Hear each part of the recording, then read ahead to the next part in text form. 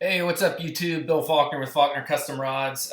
Doing a follow-up to the video I did on how to tie slow pitch jigging assist hooks in the Benny Ortiz style with a video on how to tie them in the traditional Japanese style. You know that I favor the Benny Ortiz style for a host of reasons, but there's a few reasons why you want to learn this style as well, so I'm happy to teach it. One is you can tie really small, really short assist hooks appropriate for micro jigging or really short jigs with this technique. Which is hard to do with the Benny technique. And you can also add flash, foil, kind of sabiki rig type attractor to these if you learn how to use this method. So that's why you ought to have this trick in your bag. So you're going to need a high quality slow pitch jigging hook. I really like the Decoy Pike AS03Ps in the bulk pack or the Owner Cultiva Jigger Light with taff wire. You're going to need a fly tying bobbin and some thread. I favor UTC Ultra Thread Company Ultra Thread in 140 or 210 denier in this fluorescent cerise color. We're using 140 in the video. You need a high quality assist cord, and generally for this traditional method you want fluoro cord for the tip or nose hook and non-fluoro cord for the tail, but I use fluoro cord for all of them. This 180 pound Algon PET in type assist or this XM Zesta assist in 140 pound works really well. You need some high quality super glue. This is Instaflex from Bob Smith Industries, high quality glue I'm a fan of. It has a little flexibility. You're going to need a pair of scissors or shears and some kind of tie-off loop. I use 16 strand hollow core braid, Toro Tamer braid from Charkbait, California. You need some kind of knot tightening devices, a nail knot tightener. If you're going to do them my way, you need some UV cure adhesive or some 5-minute epoxy. In this video, we're going to use the UV cure adhesive.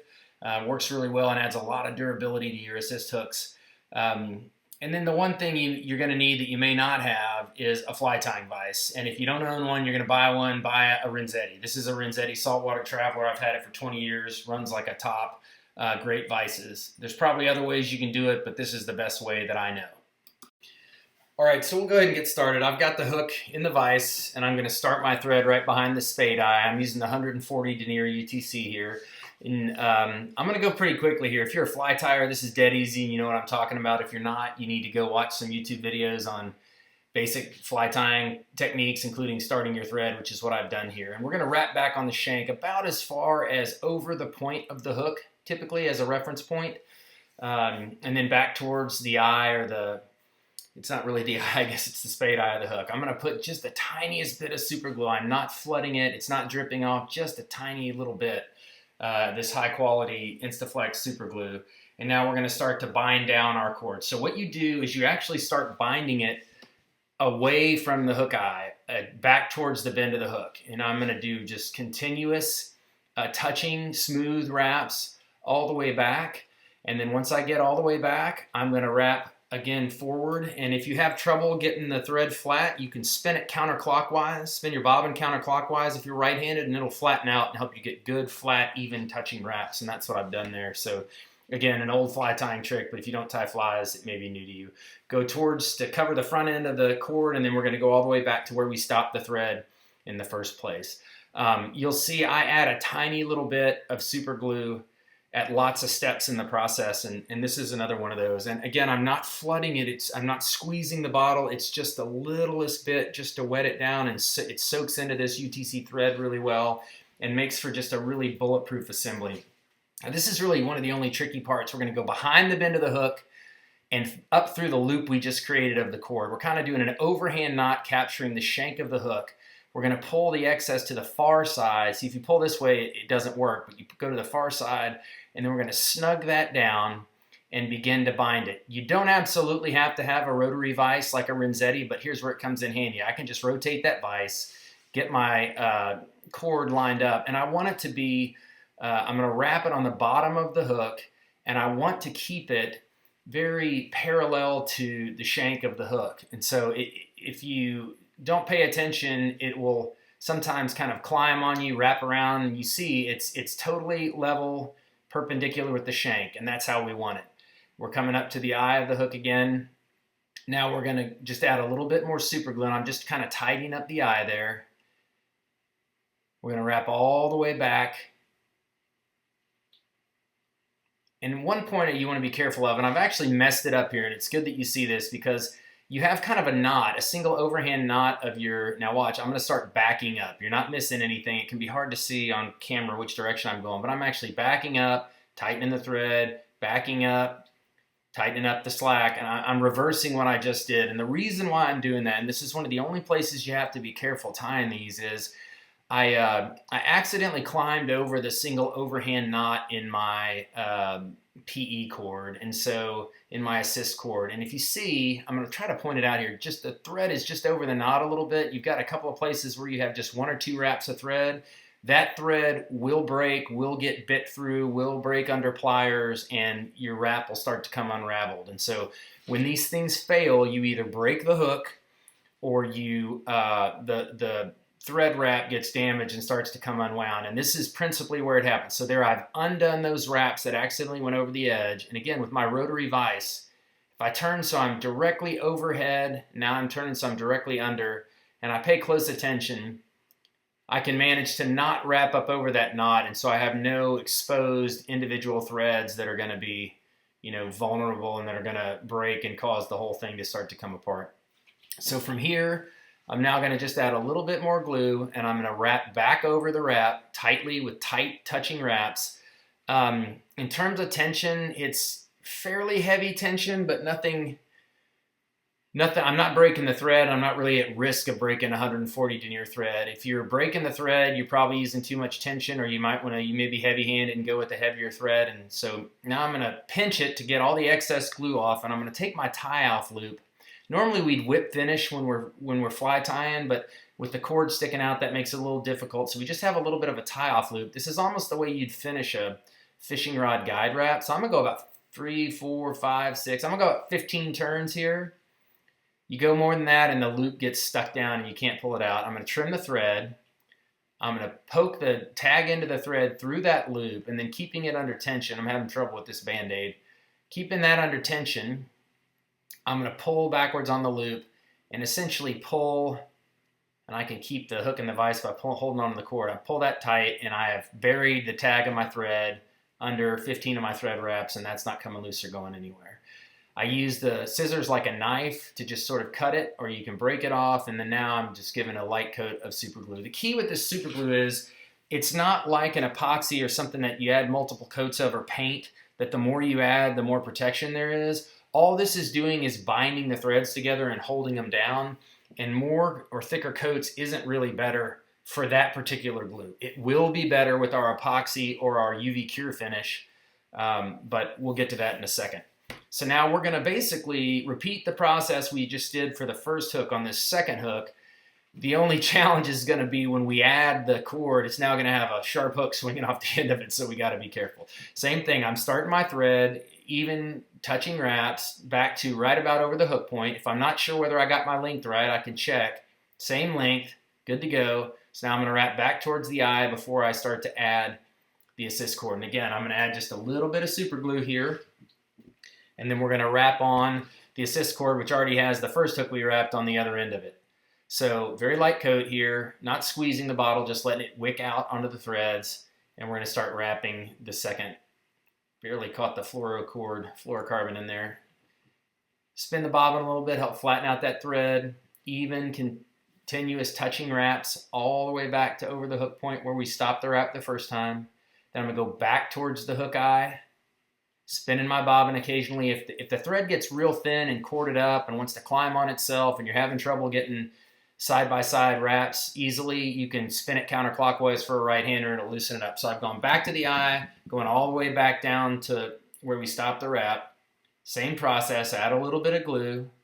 Now behind the hook bend and back up through the loop we created. It's a little tricky with the hook, but you can see what I did there. Same deal, creating a single overhand knot around the hook shank, and then we're going to bind it down. Now this time I'm going to be careful because I messed up the first time. But see, I'm looking to make sure I don't wrap over that far edge of the knot when I start my wraps. And now I'm going to turn it over underneath, start making sure I'm keeping that cord. And you see I caught the bobbin with that hook. You want to be very careful you do not hook yourself. As a matter of fact, I've tied hundreds of these. You probably are going to hook yourself on the edge of your thumb, on your knuckle of your index finger. You're probably going to hook yourself several times as you learn to do this. You see, I came close. The way you stay away from it is run a really long length of thread out of the bobbin. You can't see from overhead, but the bobbin's probably hanging 4 or 5 inches below the hook.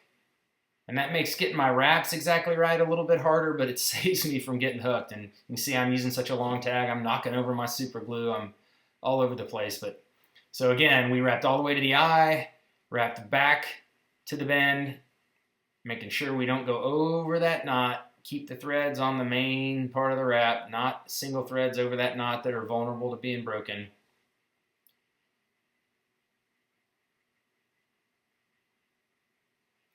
Making sure I pinch it again, make sure I don't have a bunch of glue squeeze out that's going to catch my tie-off loop. I'm going to put the tie-off loop in, and about 15 turns, 3, 5, that's 10, that's 15, so we went one more for good measure. Trim your thread, gonna put your tag into your thread through your loop, pull your thread back under your wrap. It's the equivalent of a whip finish, sort of like finishing a guide wrap. It's gonna bury the running thread under several wraps. Pull it nice and tight before we trim it. I'm just trimming like a knife, not like a scissor. And we're gonna put some super glue on it. And that's really all there is to it. That's the hook tying portion. Now we have to add the solid ring in the middle, and I'll show you how we go about doing that. I got a little bit too much glue here, and so I'm just going to take a paper towel and just wick it, just touch it. Again, once the super glue has wicked in and set, additional is not going to add any strength to you. You can see I actually glued some of my skin on the shank of the hook from using too much super glue. All right, so now we need to add the ring, the solid ring in the middle. I'm using the same about 5mm inner diameter ring that we use for the Benny Ortiz style. And rather than going through the ring and doing kind of a triple cat's paw or triple loop over loop, we're just going to do 2. So I've gone through the ring. Now I'm going to go 1 time, twist it, and go again. And that's all we're going to try to do with this really stiff assist cord. If you've not used this stuff, the PE cord stuff like this, and I've dropped my tightening tool, so I have to do it by hand. It's really stiff and has a lot of body compared to the Kevlar cord or the micro paracord we use in the Benny Ortiz method. So you'll find it very different to handle. But one thing is, it only has to be taken through twice here. So I'm taking my knot tightener and my nail that I put through the ring, and you can see the hook flexing. You can see how flexible these hooks are compared to the stronger hooks in the Benny Ortiz method, but that's really kind of it. That hook's ready to fish. For the sake of traditionalism, the Japanese typically whip the junction of the threads by the ring. So all I'm doing here is putting it in my fly tying vise and sort of getting it aligned and tightened and lined up. And once you got it sort of facing in and facing each other, and the knot good and seated, you can put a little super glue on that knot and you're done. But I'm going to show you how we tie or bind the ring, because that's traditionally how it's done by most Japanese anglers. If you're not a fly tyer, you're not going to know how to do this. You need to go research how to do a whip finish, how to finish a fly with a whip finish. Lots of good videos, but I'm just basically going to pinch this thread here, and I'm going to wrap a short band of thread right next to the knot. And I'm actually wrapping away from the ring. It's hard to see, and now I'm wrapping back. And then I'm going to wrap away one more time, pull off a bunch of slack, and I'm going to do what's called a whip finish. I'm doing a hand whip finish here. They make tools for doing this. But it's just a way. You could just use your little tie-off loop if you want. But this is kind of hard to manage if you're not fairly dexterous. But here I'm doing about a 5-turn whip finish. Actually, more like it looks like about 7-turn whip finish. And then I'm putting a needle in it to keep it from twisting up, and I'm seating the knot. And long story short, I'm just doing a little short trim band here that sort of locks things in place. And once I've done that, you got to trim the tag ends of your thread and be careful not to cut your wrap. And really this wrap doesn't do much, but Chinese handcuff to make sure the hooks don't slip. With this Algon assist, a size 20, the fluorocord assist, I haven't had it slip. But, you know, I don't know, maybe it's a nod to tradition, or maybe it's just because it's the way I learned how to do them. I typically will go ahead and do this whip finish on these hooks. So getting a better pair of scissors here so I can trim a little bit closer instead of using these giant CUDA braid shears, although they work. And of course, I got my adjustment loose on my Renzetti for the tension, and the thing's spinning around on me. This is complete operator error. Hadn't happened in the last 10 years of fly tying. Of course, it happens as soon as we start trying to video. Okay, so now I'm gonna just, since I have the vise available, I'm gonna put the ring in the vise, and I'm gonna do a couple of things. I'm gonna trim my thread. And again, be careful snipping in here like a scissor. Just use it like a blade. Just run it, pull tension on your tag into your thread, and then just run your scissor blade against it, and it'll cut it clean and flush. Now I'm sort of pulling the hook apart, forcing that wrap tight and together, and getting the hooks. I'm just torquing and twisting the hooks so that they face point to point directly in together. Then I'm going to invert the hook and turn it upside down and just add the littlest bit of super glue to that juncture, right? And that's really... that's all we have to do, and it's totally fishable right now, just the way it is. You can split ring it onto a NLO jig skins, angle jig, and go to town. But if you want a little extra durability, we're going to go on to the next step, and I'll show you a way to make them last even longer. I guess you'd consider this an optional step, but to me it's not optional at all. The issue with these hooks is durability, and like I said, you'll either break the tip or the point of the hook. They're very springy. Or this wrap will get bitten through or broken and start to come unraveled, come loose. Now, you get a lot of fish out of one, but still, the number one thing that I found to make them more durable is to coat them. And so, you know, whatever you're comfortable working with, I use a tack-free UV cure adhesive. This is Silver Creek UV that comes in a bottle with a brush. That's about a $30 bottle.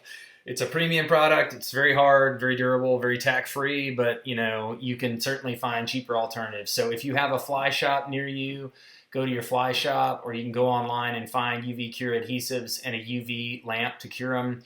It's pretty handy for coating knots, making wind-ons, repairing waders, all kinds of uses for it. But we just put a good, even coat. And unlike the super glue, the thickness of this coat does matter. This is just protection. It's like varnish over guide wraps or, you know, coating something to protect it. So, and now I'm just using, the way this stuff works is you hit it with a UV lamp and it sets immediately. So we've got one half done. Vise is still giving me trouble, which is hilarious. No trouble for all these years, and I somehow managed to mess up the, it's very adjustable, and this is just user error, to be clear. Now we're going to switch to the other hook. And again, we're just going to put it in there so the shank is level and we can rotate it in our rotary vise, and we're going to hit it with some of this UV cure adhesive. I'm not going really thin with this. It's a pretty thick coat. And again, it's a protective cocoon, a sheath, right? So I want it pretty thick. I want to make sure it's all the way around the wrap, paying particular attention to the inside of the shank that faces the hook point, because that's the part that normally gets hit with teeth and whatnot in use. And so that's usually where they fail, right? So again, this stuff is pretty thick. It kind of stays where you put it. So I'm rotating it a little to make sure my coat is even. And now I'm just hitting it with the UV light. And if you've not worked with it, it's pretty easy. This stuff just sets immediately. And so to be clear, the wrap is strong enough on its own with just a super glue to break the hook. They are not coming loose, but this just gives you some additional abrasion resistance. So now we're done, and we have very clean, very durable, totally length controlled, traditional slow pitch assist hook rig. Now I'm going to show you how you can add the foil. So if you want to add the foil, you follow the exact same process to where you would normally be finishing, final finishing the hook. You can do this for one hook or both. You can take some material, and I'm just trimming the tie-in point here. This is kind of foil for making your own sabikis. And I am just going to tie that down right on top of the shank. Again, going to twist my thread back. If it won't lay down easily, sometimes it's a little trickier to get it to lay down. With my left hand, I'm just kind of holding it straight so it doesn't twist. Kind of pulling it back along the shank, making sure it stays right on top of the shank. This piece is a little wide, so it kind of wraps around the shank, about like you do a sabiki rig. And then that's it. You're just going to wrap back to the single overhand knot, basically the same length that you normally would. And now that it's tied in there good, I'm going to kind of trim it at an angle.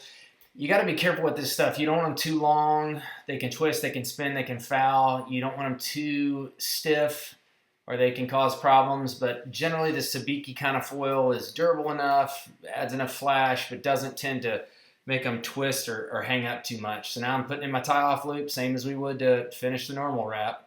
Now that the sabiki's tied down, I'm just going to give it about 15 turns, trim that thread, and pull it back under the same as we did to finish the other wrap. So again, you can see it's very quick, very simple to add this step if you want to add that little bit of enhancement. This method also, I sort of didn't think about in the beginning. If you like glow beads, it's pretty easy to slide a glow bead onto these, whereas with the big hook eye and the big knots of the Benny Ortiz method, you kind of can't do that. But again, I'm not saying you need them. I fish the Benny style most of the time just because they're so fast and so strong and so durable. But there can be days with triggers with certain, grouper and beeliners or mingos that they really like this flash and that little touch of foil. I'm just going to check it from above, and you can see I've kind of messed the trim. Just trim it to a point, and that should work. Finish it off with a little bit of super glue, not too much, just a touch.